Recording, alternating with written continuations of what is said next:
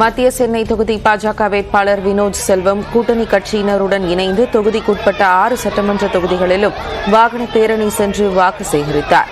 முன்னதாக மெரினா கடற்கரையில் உள்ள எம்ஜிஆர் ஜெயலலிதா நினைவிடங்களில் வினோத் செல்வம் மலர் தூவி மரியாதை செலுத்தினார். அதன்பின் செய்தியாளர்களிடம் பேசிய அவர், எம்ஜிஆரும் ஜெயலலிதாவும் அதிமுக கட்சியினருக்கு மட்டும் சொந்தமானவர்கள் கிடையாது என்று விளக்கம் அளித்தார்.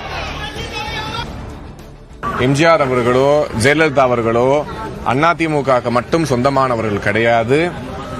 தமிழக மக்கள் மிகவும் விரும்பிய இருபெரு தலைவர்கள். அரசியலுக்கு அப்பாற்பட்டு இன்று இந்த சமாதிக்கு வந்து நாங்கள் மரியாதை செலுத்திக் கொண்டிருக்கிறோம். நாகை தொகுதியில் பரப்புரை மேற்கொண்ட இந்திய கம்யூனிஸ்ட் கட்சி வேட்பாளர் வை செல்வராஜ் தன்னம்பிக்கை பாடல் பாடி அசத்திய வீடியோ கவனம் பெற்று வருகிறது. தீவிர வாக்கு சேகரிப்பில் ஈடுபட்ட அவர் வாக்காளர்களின் வேண்டுகோளுக்கு இணங்க நாட்டுப்புற பாடல் பாடினார். வை செல்வராஜ் ஆகிய எனக்கு கதிரர்வாள் சின்னத்திலே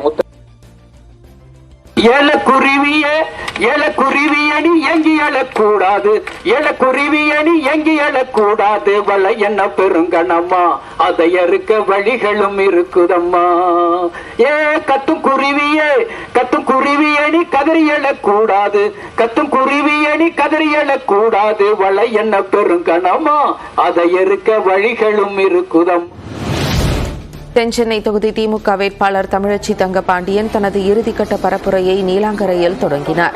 திறந்தவெளி ஆட்டோவில் சோழிங்கநல்லூர் சட்டமன்ற உறுப்பினர் அரவிந்த் ரமேஷுடன் இணைந்து பரப்புரை மேற்கொண்ட அவருக்கு கட்சி தொண்டர்கள் செண்டை மேளம் முழங்க ஆரத்தி எடுத்து மலர்கள் தூவி உற்சாக வரவேற்பளித்தனர்.